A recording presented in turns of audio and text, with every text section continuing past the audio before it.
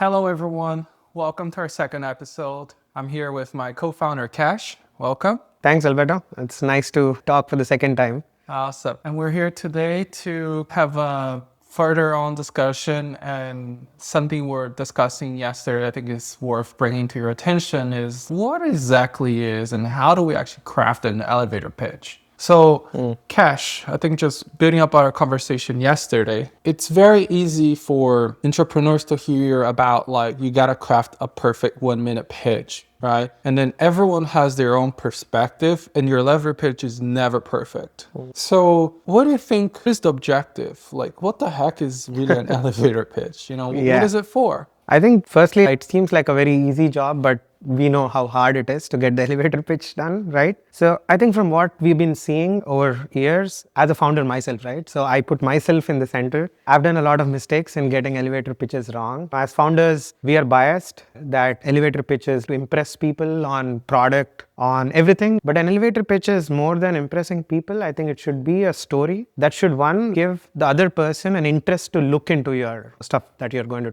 talk about.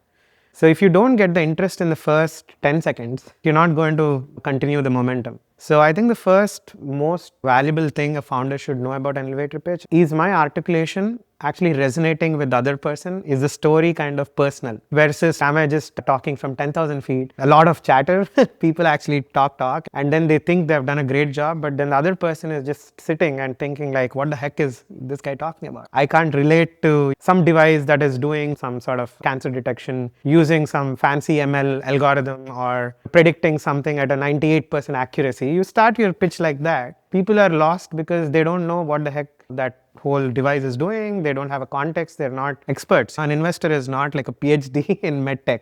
So I think this is where the context lies in how do you, as a founder, articulate a story that in the first 10 seconds is like, okay, tell me more. So you have to make the other person feel that it's about them. You have to make the other person feel and relate it to the whole story of the founder. And then the thing unfolds like one thing at a time. It peels, right? It peels and you get asked questions. If you're not getting asked questions, it's a red flag. So which means an elevator pitch is packaged in such a small, powerful way that you just give a little bit of an idea of what you're working on. And then rest of it is not you actually talking, they actually asking you questions. Oh, this is interesting. So how did you start solving that? How did you find this validation? Did you meet people? I think I know someone who faces a problem like this that had a cancer and they had struggled to find a solution. So is that what you're trying to solve? So if you're asking or getting questions like this, then something is right. If you're not, then people are silent for the 5 minutes and you're almost lost the audience. Very interesting. If I can summarize for the audience a little bit what I think I understood, potentially the people out there too. So there's 2 points I understood. The first one is an elevator pitch is more of a tool to help you build that relationship.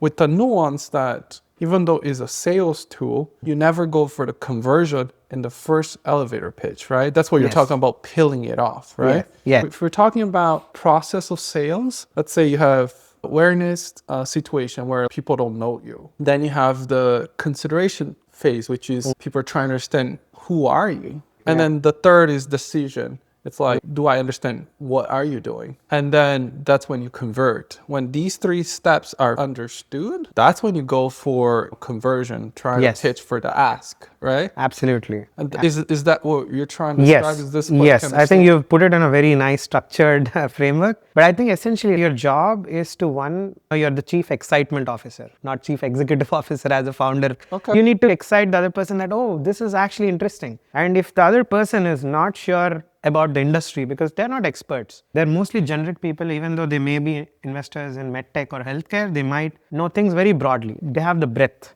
but they don't have the depth. And the moment you go into the depth by just bombarding with a lot of stuff, you lose interest, right? So which means the peeling off, as we discussed, is first get the excitement, get curiosity. And that happens if you're telling a good story, which is very relatable, right? It's not like, it doesn't look like a artificial baked story, but it feels like, okay, maybe this guy is talking about me. Maybe I can talk to my cousin or my doctor or someone to actually say, okay, maybe this is true. He's not just making up some story, because a lot of times you got pitched like some founder was talking about, hey, I have this radical, they use all these adjectives, right? They have this radical or reimagine, all of these nice words. And then they say this is the first of a kind. So when you get such pitches in the elevator pitch, you're thrown off. I think as an investor, it's not a great thing to look at adjectives. People want an objective way of quantifying why this matters and what is that you're solving, and get to the weeds of why that matters, why are you the right person to do it. So there are a bunch of questions. I think one, like why you as a founder, then it's like why is this the right time to do what you're doing. So these will be the next questions. But before that, I think the most important thing is to get the investor interested about the problem. And how do you get that interested is by making it relatable, making the story sound exciting, making the story feel like, okay, there's a legit reason why I should listen to the founder. Because you get pitched probably like about 100 decks every week as an average investor. As a big investor, probably more. I hear Sequoia kind of companies get 500 decks a week, which means you're literally seeing the same rinse repeat cycle, right? So you're almost looking at 10 decks, the 11th deck seems like it's the same. The elevator pitch almost seems the same exactly. Then how do you build that rapport and relationship with the investor is by coming as authentic as possible without using jargon, without using all the made up words, without sounding like you're the best guy in the world to do it, because anyway you are. That's why you're talking to the investor. But I think these are some aspects.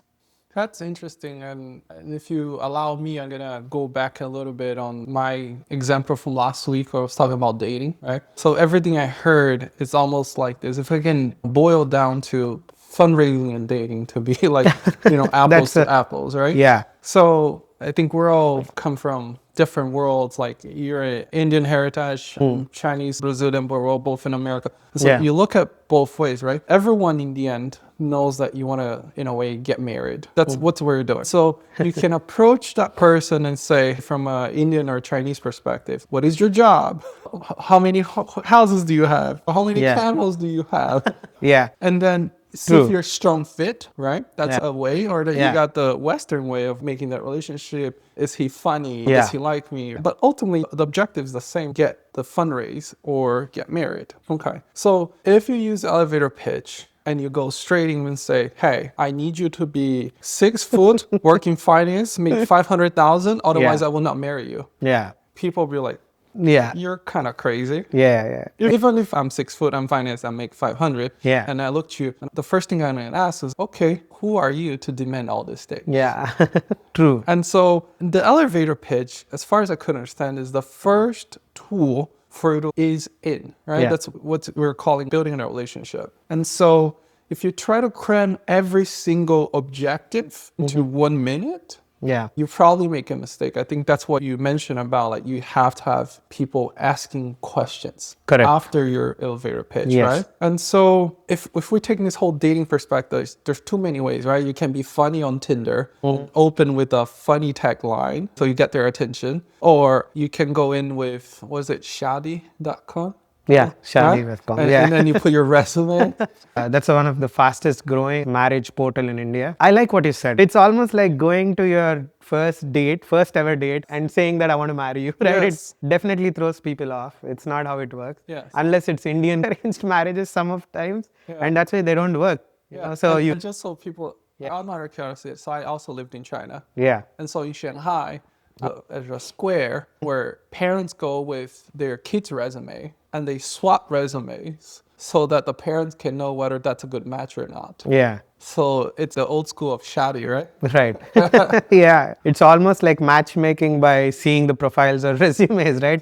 It's funny, but isn't what we're doing? Sort of. If you look at it, it's exactly matchmaking the founders and then how investors probably think of it, right? Their lens of looking at things and what founders are building and what's their ethos, what's their pathos, if you can call it. So I think the Aristotle's way, the logos, pathos and ethos, the 3 pillars of any communication.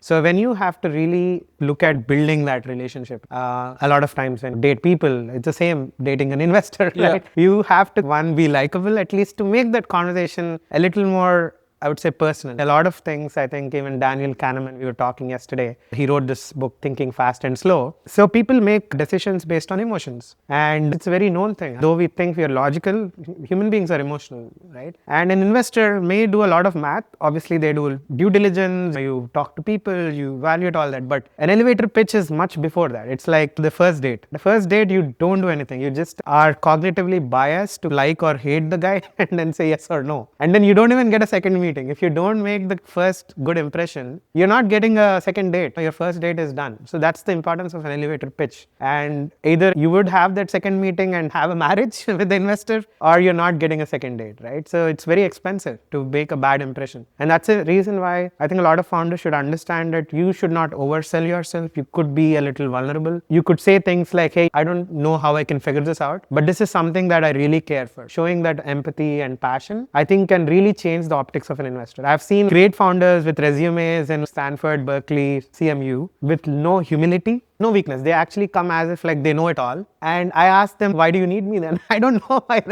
these guys need an investor, if not for money. And on the other hand, I see equally smart people, but they're not coming across like, hey, I cracked it, I know everything. But they are just talking like, hey, this is something great, I care for it, and this is why I care for it. And that story stays with me. Whether I decide to invest or not, I would build that friendship with the founder because I care for what he's doing, even if I don't invest. Then what would I do as a good investor is I would take my phone and say, hey, Jeff, I met this guy, John. He's very passionate. That is where the network effect comes in, right? It's not about giving my cash or investing my money from the fund, but it's like me getting an impression on the guy, saying that this guy really is legit. And I want somebody else to maybe help him in some way. So how can you impress me in the first meeting that at least I want to get a second meeting? And even if I don't intend to invest, I would at least talk good about him to the other person. And that's what you are going to achieve in the elevator pitch. Kash, you're making me feel like I'm back in university. Yeah. People don't know this, but I failed polymers as an engineer 2 times. No. Because there was no right answer. Yeah. What happens with polyethylene at 200 Celsius at 3 ATM? Yeah. What I'm getting from you is there's so many variables. There's no right answer, and everything depends on the situation. Yeah. Right? Yeah. The timing. And so I'm getting a little lost here. I feel like the audience is the same, right? And so help me break this down. So I think it makes sense to me that a elevator pitch is a tool for me to build this relationship. Yeah. And then you're telling me all these consequences. Like if you go talk to Jeff or John, then the next is, how do I start? I think if what the audience really understands as they're crafting their elevator pitch, is how do I start? It's like if I go back to the dating thing, setting matters, right? Like if I'm a party, if I'm the bar, if I'm at Tinder, if I'm school, if I'm a bus stop, right? Right. Yeah. But the pitch is never the same. No. But what we're doing as entrepreneurs is we got one pitch for every single scenario and try to fit that narrative. Right. Yeah. So how do we start? And let's take simplistically, right? Like we're sending in an email, like a cold email. We don't know anybody. Right? Yeah. Like, what is our objective? What is success in that elevator pitch, in that email? What is that we want? That's a great question. It's a very nuanced, deep question, which has so many other aspects of it. It's the first principle of communication. You don't want the email to be AI generated, right? That's the first thing. So you want to sound a little legit. Firstly, it takes a lot of success to be able to send an email that reaches the inbox, right? Yes. That is The cold emails, they don't work that well. Yes. So you need to warm it with some context, some relatability, and the messaging. And messaging is a huge part. There's a science to it, there's an art to it. To have an ask, I think there's this investor from Threshold Ventures, fame, Heidi Rosen. I really love what she said in one of her blogs. She said, when you really reach out to investors and do the blurb, you're not sending a big deck. You just want to send a blurb, and there's a way of doing it which can bring you success. And that's the magic, right? That's the secret sauce. Yes. And that way of doing it is one, if you actually go out to one of the other Jeffs or Johns, saying that, hey, this is a small blurb of what we're doing. Do you mind introducing me to this guy? Because I've done a study on their thesis or what they're investing in. Their last few investments look like they fall in the category that we're building in, right? So having that conscious awareness, and also it's not randomly approaching 100 investors, but having that approach on who is really right fit for me, why are they the right fit for me, really changes your intros. The ability of actually getting a response depends on how you're approaching them, but more on whom you're approaching. And how you're approaching them is like twofold. One part of it is the blurb, the small high-level story that excites people to say, hey, share your deck. If you just share your deck unsolicited without knowing them, I think 9 out of 10 times probably you would not get a response. Right? It's very unlikely. How do you increase the probability of that? Like we have this P score, right? One is the likelihood of somebody responding, but the other is the likelihood of you probably matchmaking to the right investor. And just like dating, you just go and meet a random guy or a random girl versus you actually do your due diligence. You know exactly whom you want to meet, why you want to meet them. It's not random. It's not just looking at just the high level things like, okay, this is someone ticking off 2 boxes, so let me meet them. That's not how it works, right? You got to do a little more due diligence if you really are serious. And you could maybe then get more lucky. You don't get lucky by just being random. You get lucky by being more structured, more reasonable on why you're approaching these 10 guys. Can I summarize what you said by essentially saying a cold email you can spend time on the art of crafting that message, but the chances of success are probably not worth that much energy you're going to spend, but rather you spend the energy trying to figure out the pathways that make sense how to reach out to that person. So in a way, you can shotgun to a lot of people and they may not respond to you, but someone will respond to you. Maybe that's not the investor, right? Maybe it's the CEO or the board advisor that clicked with your mission, and then work that relationship so that you can get through that investor later on, right? Yeah. So spending too much time crafting that perfect message, thinking that's how it could convert, probably the energy is not well spent there. Is that fair? Yeah, it is. Okay. Absolutely, yeah. So then let's change scenarios a little bit, because I still want to help the audience really understand how to craft this elevator pitch and when does it work. Yeah. Okay. You're going to a lot of events, so you meet a lot of people. I'm assuming when you go to events, you want people to talk to you. Yes. Right? Yeah. You don't want to be the Absolutely. awkward person, untouchable in the room. Right, yeah. It also makes you feel awkward, right? You want to feel welcomed. Yeah. But at the same time, you don't want people coming to you and say, hand me your check now, please. Yeah. Right? Yeah. You probably feel naked, right? Why you're calling me just for my money? Like, doesn't make sense. Right? Yes. Okay. In that situation, what is your advice of elevator pitch to an entrepreneur? Do I go in blurping, hi, my name's Alberto. I'm in breast cancer. I saw that you invest in breast cancer. I think we should talk. Is that the way? No. I think we see at least 50% or more founders do that. I've seen that personally when I attended a MedTech conference. So this was San Diego. This was last year. It was a very big MedTech conference. I was an investor sitting there with about 15 meetings. So I met about 15 founders. About 10 of them did what you said. I never went back to them. About 10 of them said like, I don't remember them because they were good in terms of what they were doing. They were experienced. They were all seasoned medtech professionals working for big companies like Medtronic, Abbott, Johnson & Johnson, Philips, Siemens. So I met these big professionals. On the other hand, the rest of the 5 people or more, I think 4 of them, they didn't really ask for money. They didn't really pitch.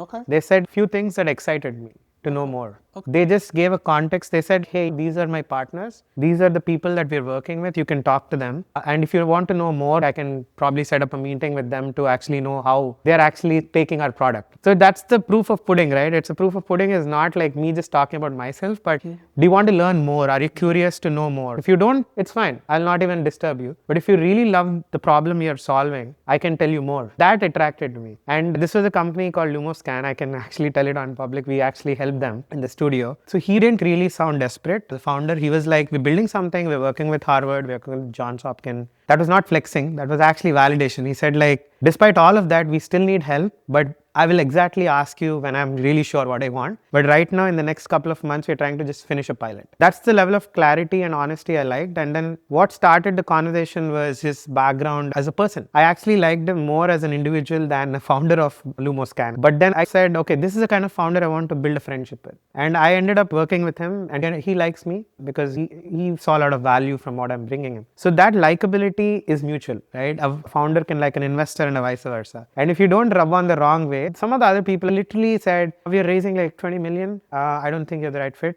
Or like you come across as very cocky. Some of them do that. It's not wrong. And I see that they still didn't raise any money. They would never raise money because they overshoot the expectations. They are too commercial. They don't build a relationship before asking for money. You are not doing the first principles. One, you have to build a human-to-human relationship in your first conversation. I think you're hitting something very interesting. Like imagine we're in a bar, right? Yeah. I can learn magic tricks. Even though, let's say you're the person I want to take you on the next date, get married, whatever, right? I don't need to go straight up and tell you, you're so pretty. Yeah. There's one way. I can learn magic tricks. Yeah. I can come up jokes. Right. Yeah. I can just look at you and see if you look me back. Yeah. Right. Because what you're telling me in a way, Yeah. apart from the great idea we all have, I must know if I like you. Right. It Yeah. doesn't matter if your idea is great. Right? Yeah. So I think that's a true nugget here.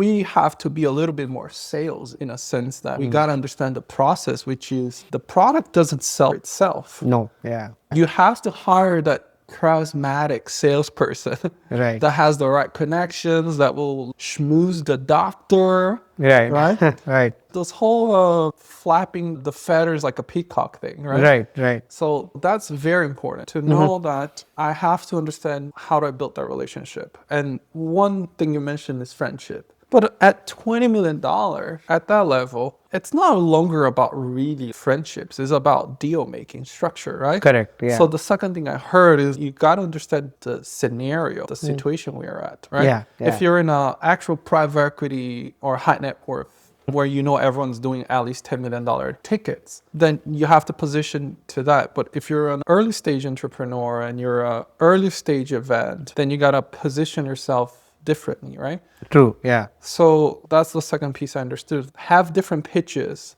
Right. to different types of scenario. And then the third is, if I'm joking about magic or jokes, the opening line, it's almost always like I have to be a magician to understand what is that matter to you first. It's almost like thinking that every girl wants to get married now. Yeah. May not be true. If you're in a bar, they may want to just have fun with you and you don't know about it. But if you go in, I want to have 2 kids, I want to have a Ferrari, and I want us to be a power couple, she may be like, blah, blah. Even though that's what everyone wants, True. Yeah. it may Yeah. not be like right now what she wants, right? Yeah. So then how do we help these entrepreneurs to understand, how can I be this magician? Because I need to understand about you before I Yes. reach out to you. Yes. And my personal tip is I never go straight to you. Even though you'll see people online and say that's show of confidence that you get to go shake people's hand. I noticed not this, but like this, where you show humility but confidence, where you can say, hey, my name is Alberto, nice to meet you. I learned so much about you. I want to introduce myself. Yeah.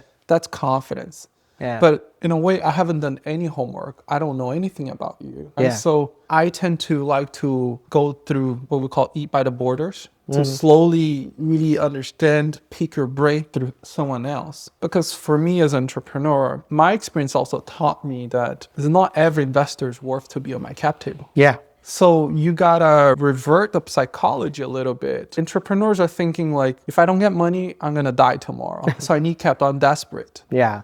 But the flip side is also true. What if I get the money and I don't die, but that causes me divorce later? The investor takes my company later. Yeah. The investor doesn't understand how long it's gonna take. The investor forces me to sell to the first bidder for scraps, right? Yeah. They force me out of my company.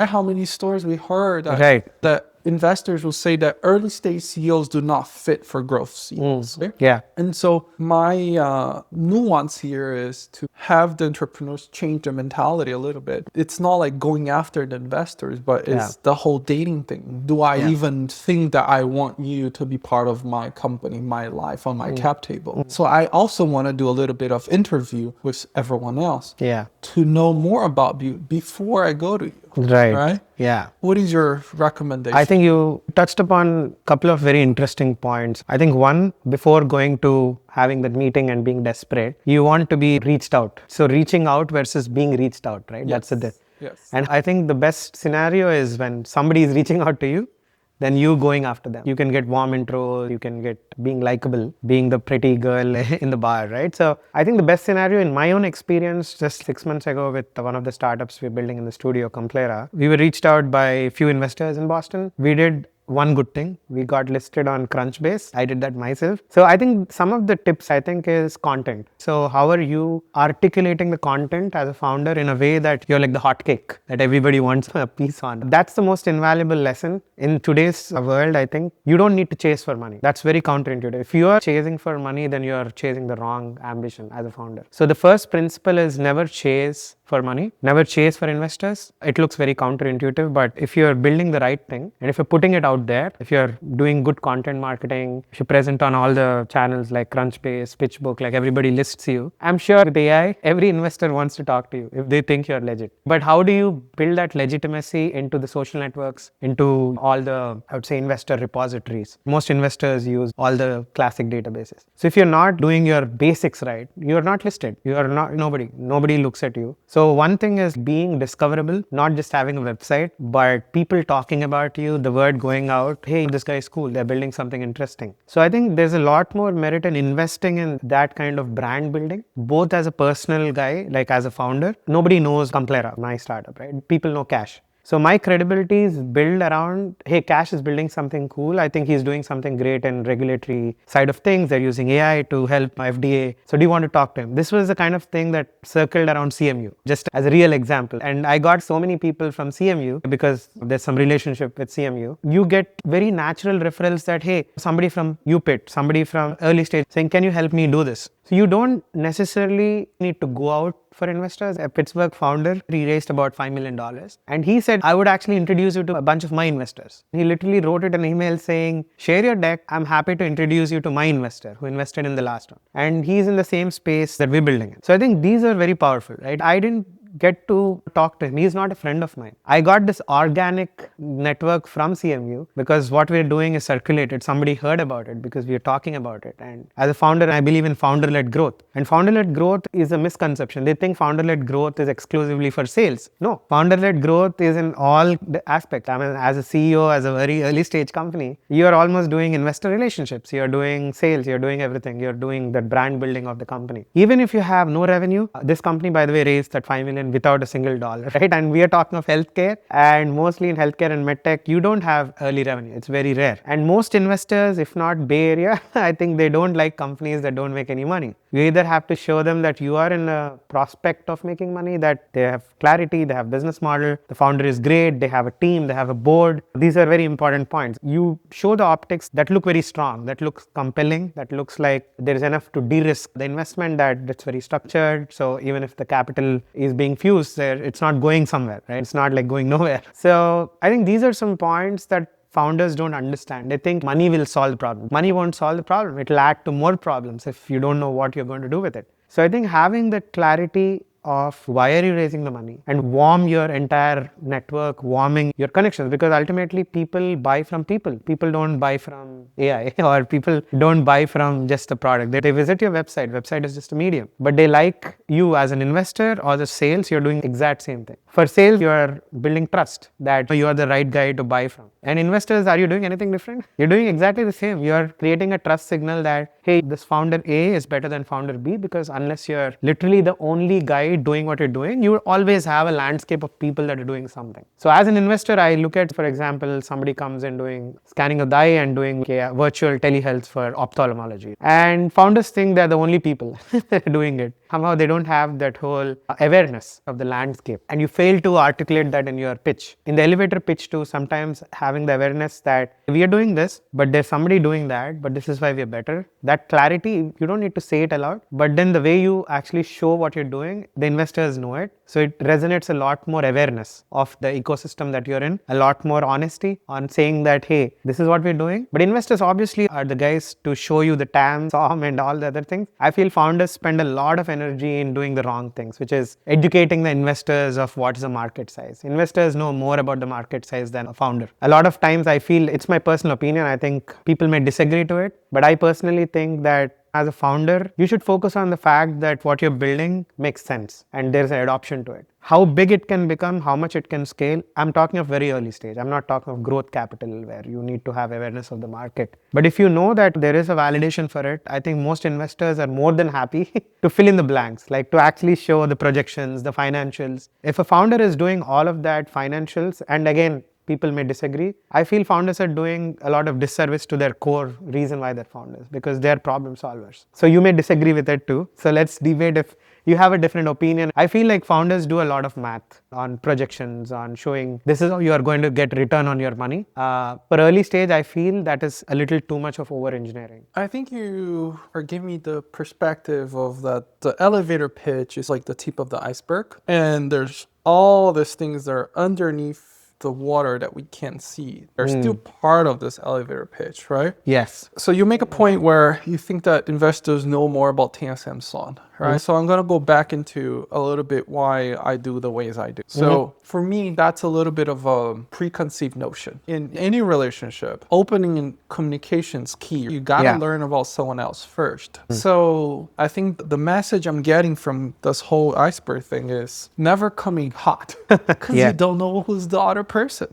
Yeah. There's the nuance of charisma. What is charisma, right? Charisma is being able to give the other person the opportunity to talk about themselves so that you can learn about the other person. Because if you know that the investor is expert in your space, then you're not going to go talk about the market size because it's already underlined agreement to why we're talking about this, because we know diabetes is a freaking big market. Right. We don't need to talk about how many new diabetes patients are coming in, but we'll probably want to talk about like what's the origin of diabetes. Is diabetes actually the reason for Alzheimer's, or is Alzheimer's the correlation to diabetes? People are saying that Alzheimer's is the outcome of diabetes. We're talking about type 3 diabetes is Alzheimer's. So you have this, let's say, smart discussions. That's what makes you as an investor see me as the entrepreneur as someone that understands the space. If we're in the same space. If an investor that doesn't understand the space, you want to tone down a little bit, right? Yeah. But if the investor knows about the space, you can go further a little bit. So if we're talking about this whole iceberg thing, that's why it's so hard to craft your elevator pitch. Yeah.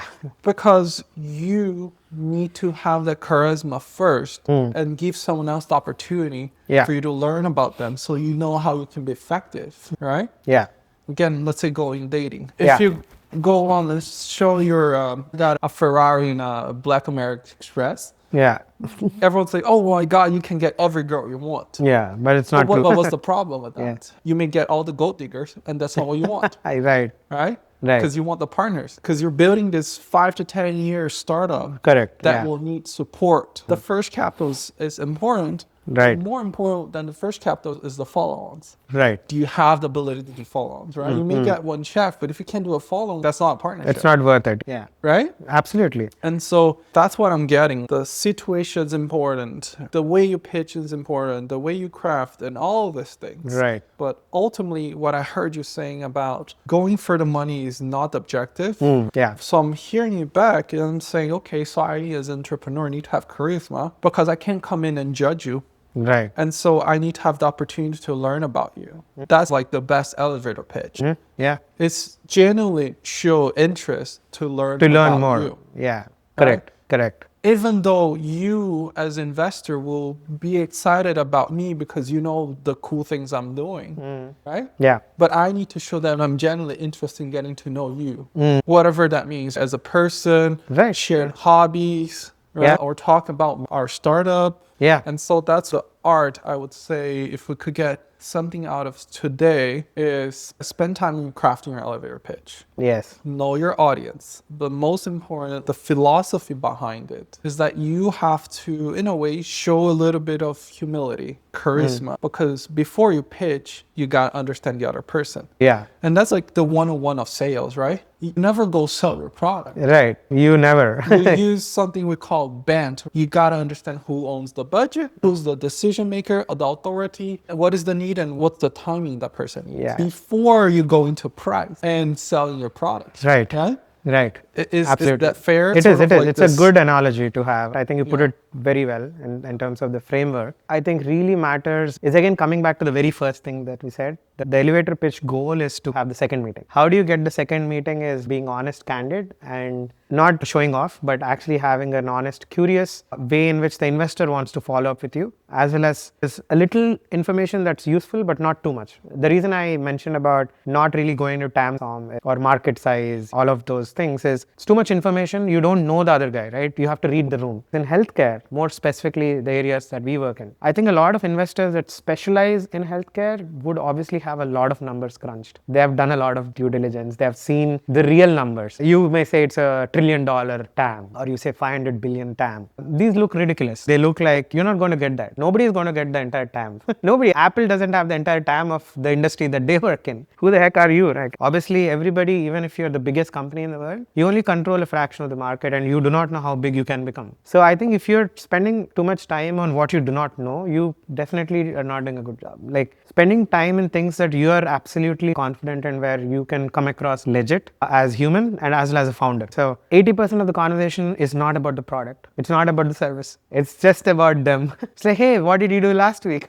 Oh, you went to golf. Okay. So I think it seems funny, but it is true. Again, coming back to the same argument of Daniel Kahneman's theory of people connect with emotions. They don't connect with logic, right? Logic can eat emotions for breakfast. But then that's true. You think people make decisions because they see the numbers, but you want to be a guy that is likable and want to have a second meeting. So I think the CRISP framework is articulate your story, and I can emphasize enough on the story that a lot of people think they know the story, but they don't. I think there are two things people miss, especially in healthcare. The problem you're solving is usually complex. And how do you make it seem very simple is your trick as an elevator pitch. The simplicity is creativity. It's not like the engineering mind. It's more the artist mind. So if you're doing the hardest thing, for example, you're an AI-powered software as a medical device that's in the diagnostics for skin cancer. You cannot start by saying we are the first in the world to do blah, blah, blah. That's not an elevator pitch. That's honestly the worst thing that you can say, because even after the first 20 seconds, I'll not have a clue. Even if I'm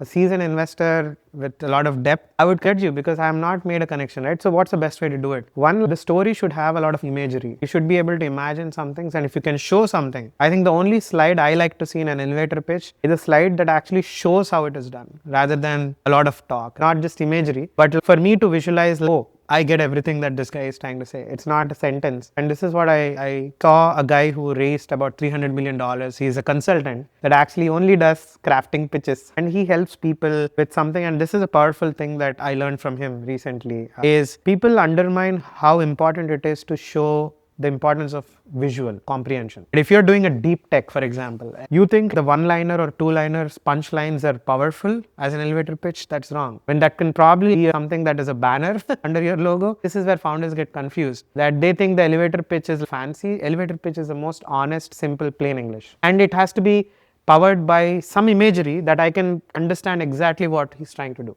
That's all is an elevator pitch. Let's take a step back here a little bit, because you said something important. The elevator pitch, let's say, is the first introduction. What you want, the objective, is to get the second meeting. That's what you said, right? And so the first one is that spoken elevator pitch. Yeah. And so that you can follow up and send like a teaser deck. That's what you're calling the elevator pitch deck. Correct. Right? Yeah. Okay. Yeah. So what I'm getting from this is that crafting the story, crafting the narrative is important, but then at the same time, understand the situation, understand whether that investor, how he thinks and all these things. But if we can get a tip for the audience here is we want to be strategical about crafting the next step. Like you said, if I go in and I say I am the first most important skin cancer device out there, right? As an investor, I would think like, well, doesn't mean much, because even whoever was number one in the Industrial Revolution is no longer number one,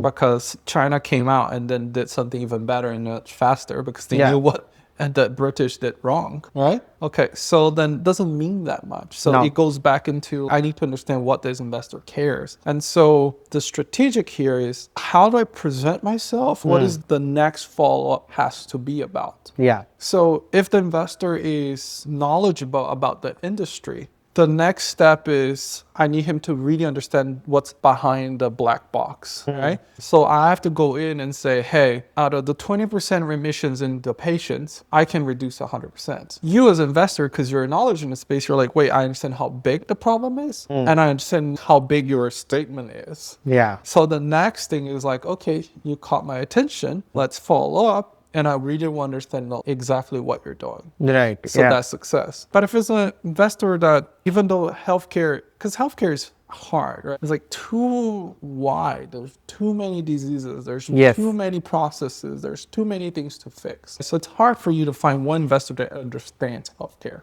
right? So let's say that you're in the space that the investor doesn't really understand. Then what is your follow-up question? The elevator pitch, the first piece is you got to make sure that he understands the problem, right? Yeah. So maybe you don't pitch about your solution at all in your elevator pitch. Yeah. You emphasize what is the situation? Why this is a problem? For the audience, I'll give an example. When I was pitching our medical device and say, hey, we have 99% negative predictive value. Do you understand that if the device says no, the test means that you're 99% right, that you're free of cancer? It didn't matter. It couldn't raise a dime based on the stats of my product. But once I start opening my pitch by saying, hey, do you know anyone or do you particularly have someone in your family that goes through breast cancer? What did I do? I destroyed his defense, because there's an inherent thing that we as human beings is we like to help each other. Yes. We may not do it for ourselves, right? But if we're a mother, if we're a father, we'll do whatever we must do to ensure that someone else, our kid's life, our parents' life, our girlfriends, our friends are fixed, because we want to do that. Yeah, absolutely. Right? Yeah. So for me, the elevator pitch changed towards, do you know anyone that has gone through breast cancer? Most of the time they're going to say yes. And you know how painful chemo, radiation, treatment, right? What if I told you that all of that could be solved in a much better way than what is happening today? You're like, okay, tell me more. Correct. So I know what's my follow-up. So that I know that if that investor doesn't know, I know that in my teaser deck, the first thing I do is I got to bring an actual patient case. Right. That's even more powerful. Yeah. Right? Yeah. It's no longer about my device. Yeah. I'm still. It's about something that's real, something that people can perceive and also imagine. Yes. Right. And that's what real world examples do. Right. I think you made excellent points. It's the story, right? You're connecting with emotion. It's not the data. Data is good. I think quantifying the problem, but I think more importantly, the relatability of the problem with the other person, the relatability and the emotional connection that, okay, I actually understand because now I deeply care for this problem. And then the finance comes in. Then you go more deeper. Yeah. Then you ask questions, are you the right guy? Why are you the right guy? Is this the right time? You ask all those follow-up questions. But then if you don't do the first thing, then you don't get the follow-up questions. Yes. And so I think for the audience, if I may give an example, is if we think about neural maps, right? Like everything we're talking, there's a point and then goes to all like scenarios. And it's really hard to understand. So what I did in my life is I try to make it linear, because that's how my brain understands linearity. So it doesn't matter who I'm talking to, I'm going to see where that person fits in that pitch journey. So I'm going to ask the first thing, do you have clarity on my problem? If you do, I'm going to put you into the further bucket, which is, okay, you already know, so I know what my next step is. And so if we may give them a tip, is like, think about what you think your customer journey is, and then you put where your investor should be in that journey so he has clarity on the problem statement and then your solution. And so then you craft many different types of pitches throughout these stages. So it helped me understand there's no silver bullet. I have to craft different pitches to different situations, to different people. But my brain helped me understand, like, here's stage one. People need to understand what is the problem, breast cancer. Once they understand that, I can move on to a product. Once they understand my product, I can move on to go to market. Absolutely. Once they understand my go to market, then I can move on to the actual ask. Because then that's where the investor is going to say, well, you're asking for $1 million, but you're going to need way more. Tell me more. Why do you think I'm going to need more? Or I think you're asking for too much. Because then that's where the actual term sheet conversation is going to be more valuable. Yeah. Because that everyone's aligned with that information so that all these premises are not scattered around. So I think that's what my recommendation when we're looking at elevator pitch. There's no silver bullet. There is one different craft for every different stage. What do you think? Does it make sense? Absolutely. I think you hit the nail. I think a lot of very valuable points, but I'll start with the last one, which is ask, because that's where it ends, right? Every founder's dream, or rather expectation, Yeah. is that you want money. But I think even beyond elevator pitch, we are talking of the meeting 4 or meeting 5 when you're actually doing a deep dive. Maybe the first few meetings are interest, then you have another meeting with probably a GP. But if it's a bigger fund, you'll maybe talk to some of the other associates or some venture partners, most likely. So I think navigating the right people, if you talk to an associate, you're not getting an investment. You should also, as a founder, know whom you're talking to. The role of that person in making the actual decisions to actually help you with the money is also important. A lot of times, if you just connect with the associate kind of people, you will never get a meeting with actually a partner. Your role as a founder is also to build that rapport and relationship with the partners, because they have the power actually to make the decision to invest. But coming back to that most valuable piece of advice that I got from my mentor is contradictory. Your ask should be in a way that you don't exactly tell what it is, but they actually want to know more. It's like you need a 2 million, but you don't ask for saying, I need 2 million. You can say this in a subtle way that you ask for 2 million, but it doesn't look like you're asking, but it looks like you're negotiating. You're already negotiating what's in it for them if they put the 2 million, which means this is literally the nuance. And this helps people raise tens of millions of dollars. I've seen personally a lot of founders get success through it. You say, if you so far like what you saw, if you believe in the mission, and if you believe that we are the right people to do, we can set up a meeting to actually go through the financials of how much money we need and where are we going to put this money and how are we going to go forward. So keeping that money ask tied to a milestone is a much better way of actually giving confidence to the investor that, hey, we're not just looking for 5 million and we don't know what we're doing with it, but we will show you a plan. We will talk about a financial roadmap of ours. It's not like you're the only guys that we are talking to. We are dating other people. We know what we need. We would probably have a partnership with you in a way that we can travel together. And this is why we think we need this much money, but happy to get your kind of feedback on what you would think. But this is our financial projection. And we are happy to set up a meeting to take you through that and deep dive on that. That gives two things. One, it doesn't look desperate. The investor actually gets more curious because, hey, these guys are not only talking to us, seems like they're talking to other people in the town, but you're being humble. You're not showing off. You're saying that, hey, we have a financial roadmap. We have done our math. We know what we're doing, but we would be happy to jump onto a call where we'll show you what we're thinking. That excites me as an investor because I feel I have more respect for the founder because I'm not asking for money, but I'm actually almost like saying you should invest in me by not looking desperate, by actually doing it professionally, by showing numbers. If they're really interested, that's also a litmus test. That's a litmus test to know whether the investor wants to go through the numbers because they wouldn't waste the time. I wouldn't waste my time in actually going a deep dive in the second or third meeting to show my numbers. And if they really want to see the numbers, that's also a good sign because then they really are interested. It's a commitment, right? And then you can make this sound like it's not desperate by saying that, hey, this is my use of funds. I'm going to put $1 million in product, 500K in marketing. And that's a traditional way of doing 9 out of 10 pitches. Every investor sees that. But then this is interesting because you're going a deep dive you're not showing exactly what you're doing unless investor is asking for it. And then you say that we think we need like 2 million. This is why we need 2 million. I think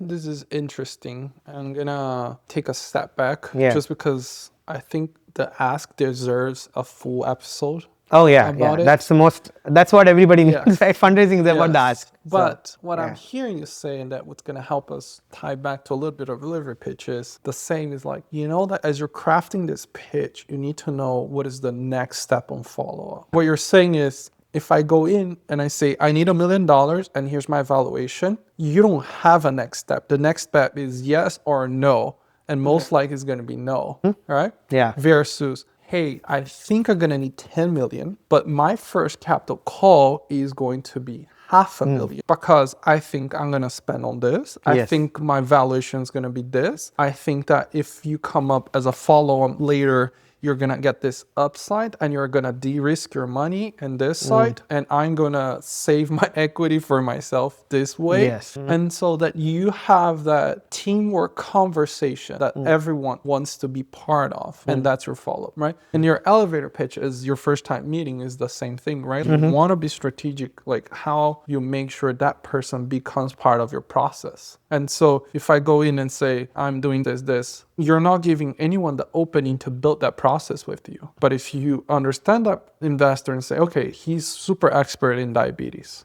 and you go say, hey, I think I can get that 20% remission down to 0. Now, the next step is like, okay, tell me how. So now, even though the investor's not doing anything, he's going to feel like he's being part of the process because he's crafting that narrative even inside his brain, because you're answering every step that on the way that he needs that narrative to feel like Correct. he's part of that process. Because once you say, okay, here's how I do get that remission 20% down to 0. Because step 1, once they go to remission, there's a blood clot here, and then that's where it fails. Then I'm fixing that blood clot here. And then the investor's like, oh, that's an interesting take. Okay, tell me more. What is that you need to get this done? So the conversation flows. That's what you're trying to say about narrative. So I think if we can get the summary for this episode to be about elevator pitches, is that we as entrepreneurs have to be more strategic about how do we craft that relationship going forward. What are the next steps? We always have to program ourselves for next steps. Never try to get a yes or no answer out of your pitch, because that's where you fail.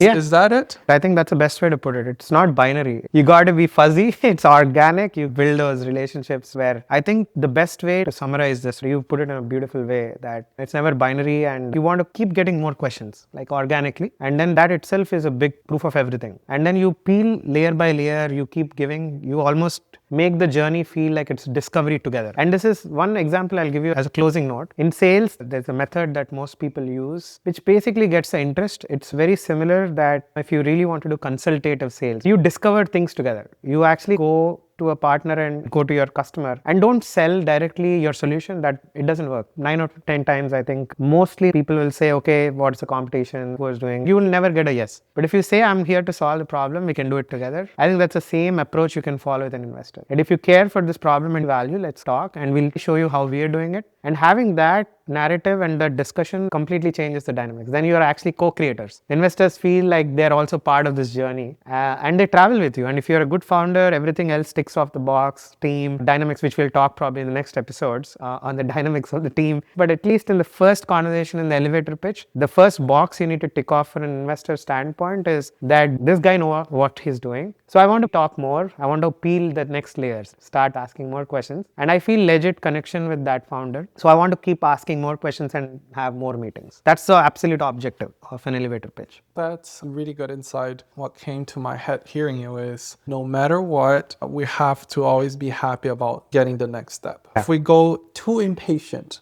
trying to get the yes or no answer, we always get the no. Yeah. The mentality of a salesman, what you're essentially telling me is always keep the door open. Yes. Right? You never burn bridges. You have to basically, it's not so much about burning bridges, but a salesperson never goes in to sell until he knows that person. That person is the right person to, exactly. That's the right, right? Absolutely. It's always about probing, never going for the kill. It's all about probing. Are you ready to actually buy? Or so they ask questions like a sales car dealership. You go in, instead of saying, hey, are you looking to buy a car? The client's going to be like, yes, obviously, I'm here. But that's not the question the sales guy wants to know. He wants to know, are you ready to buy the car? But you never ask someone, say, are you ready to buy a car? You're like, bro, what do you think? They're going to say, hey, can you imagine yourself in this Ferrari? Wouldn't that be amazing? And then you build that dream. So that whenever time really comes, it's imperative that you're going to buy. Because like you said, your emotion is so in there. That like, man, if I'm in this Ferrari, I'll be like cruising through Dubai and just be another one. And that's as classic as it can get, right? Sell me this pen. And it's not about selling the pen. It's about selling the problem, right? Making you feel like you may need the pen. If you're not getting the pen, maybe you're doing something wrong, right? That's a great salesman, right? Versus an average salesman saying, hey, this is the best pen in the world. It writes well. It can write in the moon. Versus it's like, hey, you got to sign the check. Maybe you need this pen. So that is literally how I used to interview my people and teach them. It's never about the pen. It's never, That's great. I think we're about to go in time. I'm very happy with this episode. I think we did touch upon probably very gold nuggets. I'm hoping that the audience could get some sort of like philosophy behind it. I think as you heard throughout it, there's really no right or wrong answer, but the art can be turned to science. As long as you understand what's your next step, right? Be strategic about moving towards your next step. So we want to thank you for spending time with us and see you in the next episode. Yeah, absolutely. Excited for the next episode. Thank you.